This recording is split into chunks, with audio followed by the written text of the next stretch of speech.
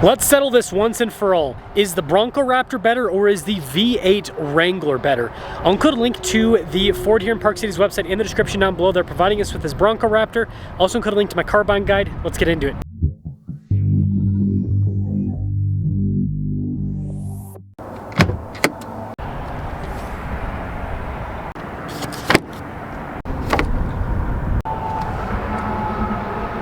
Under the hood of the Bronco Raptor is a turbo 3-liter V6 that goes through a 10-speed. Power outputs are 418 horsepower, and then 442 pound-feet of torque. When it comes to fuel economy, you can expect to average about 15 miles per gallon. The Wrangler is powered by a 6.4-liter V8 that goes through an 8-speed automatic, 470 horsepower, 470 pound-feet of torque, and you can average about 16 to 17 miles per gallon with this.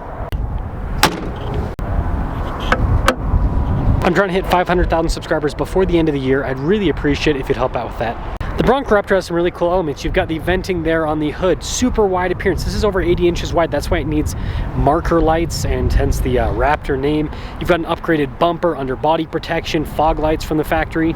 The 392 is no slouch with the Hydro Guide that looks absolutely epic. Now this has a lot of kit from AEV. AEV works directly with Jeep, so it is pretty much OEM. And you can see you've got fog lights, you've got a winch from the factory too.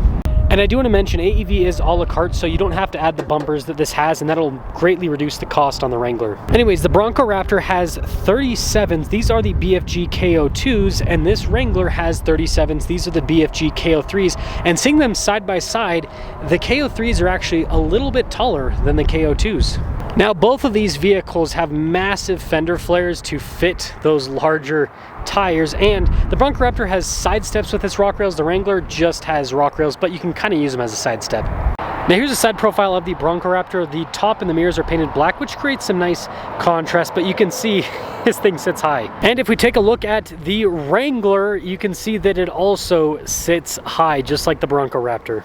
Now the Bronco Raptor has live valve Fox shocks, which are adjustable just with a steering wheel button. The Jeep has Bilstein shocks. They're the 8100 series, remote reservoirs to help out with cooling, just like what you're gonna have with the Fox shocks. And they are meant for high-speed off-road performance as well as low-speed performance, so they actually mirror the Fox shocks quite well. Now both the Bronco Raptor and the Wrangler have spare 37s on the back. All of the weight of the tire with the Bronco Raptor is on the tailgate here. It does have a reinforced carrier. Now that's normally the same situation with Jeep, but you can see this one has a different carrier. It's actually bolted into the frame, so it's going to be a lot more rigid than what you see on a stock Wrangler or on the Bronco Raptor. Now when it comes to the rear cargo area, the Bronco Raptor for a convertible SUV is actually pretty darn practical. It's pretty spacious, and as long as you're not a wimp, the extra weight from the 37 is not bad at all. Now the Wrangler has a little bit less cargo area. You can just see that visually, so it is a bit less practical, but that means it's better for trails. I'll explain that in just a second, but the Wrangler tailgate, definitely a bit heavier, but again, just don't be a wimp. So the Bronco Raptor is well over 80 inches wide. That means that it's not going to fit down trails nearly as well as the Wrangler that is less than 80 inches wide. Now in the backseat of the Wrangler is pretty comfortable. I've got a little storage net, vents here in the rear, window controls. I've got my own outlets, some USBs, and you've got these nice seats that are easy to clean. There's also some nice trim on the door panel, and of course, plenty of headroom. Now in the back of the Bronco Raptor, space feels pretty similar. I feel like my legs are pushed up a little bit more. Still have vents in the back, window controls, and these seats are pretty cool with the trim. Going to be a little bit harder to clean though, which is a downside. The door panel is a little bit more plasticky. Headroom, there's actually a little bit less, but it's still very good. I guess we'll compare payloads. 850 on the Wrangler, and then you can see really cool seats here up front. They are power adjustable, and I do like the overall style of the Wrangler interior. It's got a mix of luxury and ruggedness that Jeep's kind of known for at this point. The V8 version has cool paddle shifters on the back, and then I like how we still have an analog, well, partially analog gauge cluster. And then when it comes to off-road kit, I mean, this has it all. It's a Jeep. It's got diff locks front and rear. It has a fancy off-road driving mode with traction control system and a sway bar disconnect. It's got a four-wheel drive system, so it's four-wheel drive all the time, but it also has a two-speed transfer case. Well, the Bronco Raptor has more payload, 971 pounds, and then the seats, definitely a bit more aggressive with the bucket-type styling. They are power adjustable, just like the Wrangler. And when it comes to the Bronco interior, it's really cool with the style, just like the Wrangler. Ford did a really good job. Got paddle shifters there on the back, and very sporty-looking steering wheel in general. And this has a stabilizer bar disconnect, diff locks front and rear. It even has trail turn assist, and then it's got a part-time four-wheel drive system, but it has auto, so a lot of people would argue this is better than the Wrangler from that perspective. Now, Bronco Raptors loaded up like this were over $100,000, but Ford decreased the MSRP, so now they're in the 90s, which makes it a lot more appealing when you compare it to the Wrangler. These final edition Wranglers can actually have some discounts on them from the dealers, but you know, sticker price is just over 100. Now, the AEV kit is going to add quite a bit to the price tag. If you add all the stuff, you're going to be close to $20,000 after labor to install all the accessories. But if you add just the suspension system that makes it similar to the Bronco Raptor, you're looking at closer to like $6,000-ish if I remember right. Before the price cut, these actually would have been similarly priced with similar equipment, but post price cut, the Bronco Raptor definitely a better value. Let's drive them.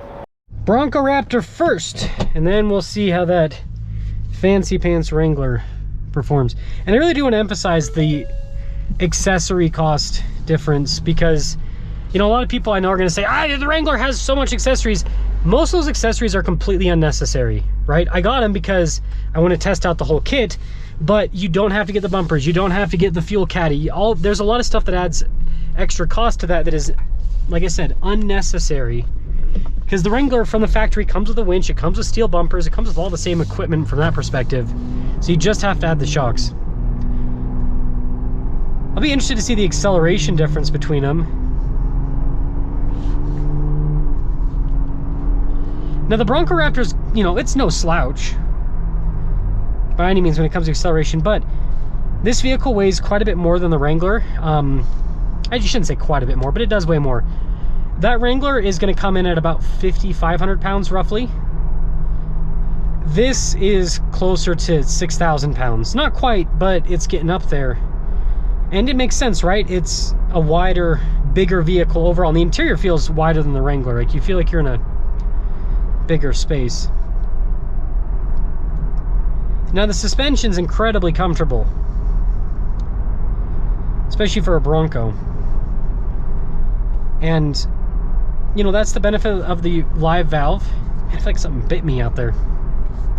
We're just normal mode, by the way. And it's cool that you can adjust it. You can change and be like, hey, I want to do sporty driving, I want to do less sporty driving. Whereas the Wrangler, I mean, we'll talk about it as we drive it. There's not any adjustment though. I already talked about that part, but it doesn't really need it, to be honest. Yeah, now this, again, the damping and everything is just wonderful with this. It does kind of have that side-to-side Baja feel, which is great. We're starting out in third gear. Okay. Whatever. Anyways, the suspension feels great. There is quite a bit of wind noise up top. Like, it's very, I want to compare that to the Wrangler because it's very noticeable in the Bronco Raptor.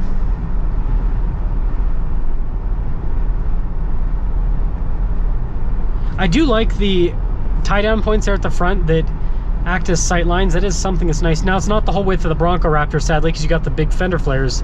So it's not like a perfect, like, oh, there's the end of the vehicle, but still kind of a cool look to see at the end. But yeah, this has tons of travel. It's got that, you know, floaty Baja feel to it. And that's one of the things that I think makes the Bronco Raptor so unique, especially compared to the Wrangler before AEV released this whole kit, is that it was like the only, you know, vehicle that you could get that could do the Baja stuff from, you know, basically from the factory.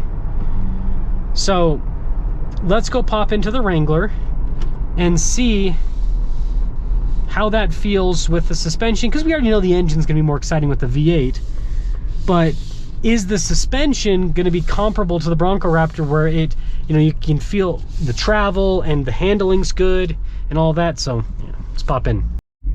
Definitely sounds better. I will say that. Definitely sounds better. But this interior right off the bat is tighter.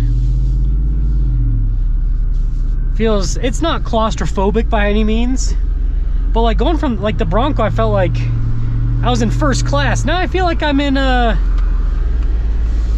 maybe economy plus. It's the width. Now again, this is going to be less about the engine, more about the suspension. Let me turn up the temperature with this so it why it's down. Now I will say, from a powertrain perspective, the Bronco Raptor powertrain is actually very smooth. It's got good low end torque and good power overall. So you're not really, and you know, in terms of speed, this does have, it's got more power. It is going to feel a bit quicker, even with the 37s that are heavy like the Bronco Raptors. The biggest difference that I see is the sound and then the response. The Bronco Raptor, it's quick. This is quicker though, because V8 response. Now,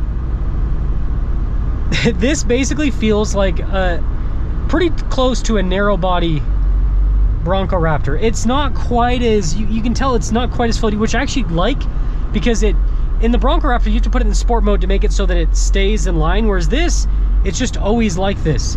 Now you might think, well, that means it's gonna be uncomfortable off-road, and no, I just took this off-road the other day, and the dampening off-road is fantastic.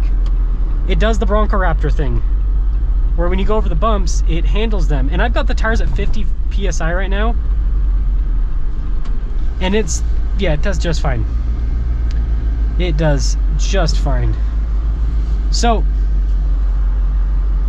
yeah, driving these two back to back, what I will say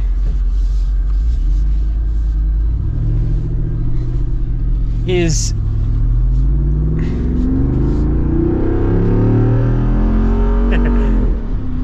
gotta love the V8 sound. This is like, it's right there.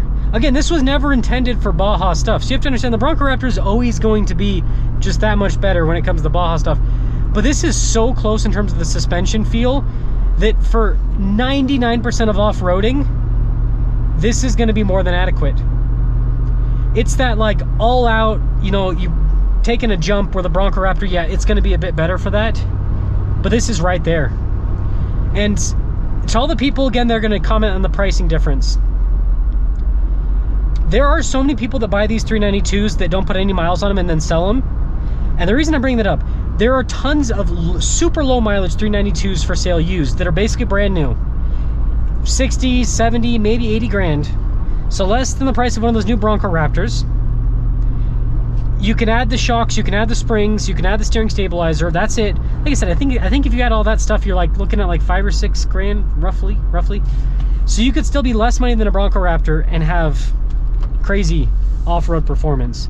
So I'm going to controversially give the W to the Wrangler, because, not because just because I bought it, but because this can rock crawl better than the Bronco Raptor, right? It's got more ground clearance.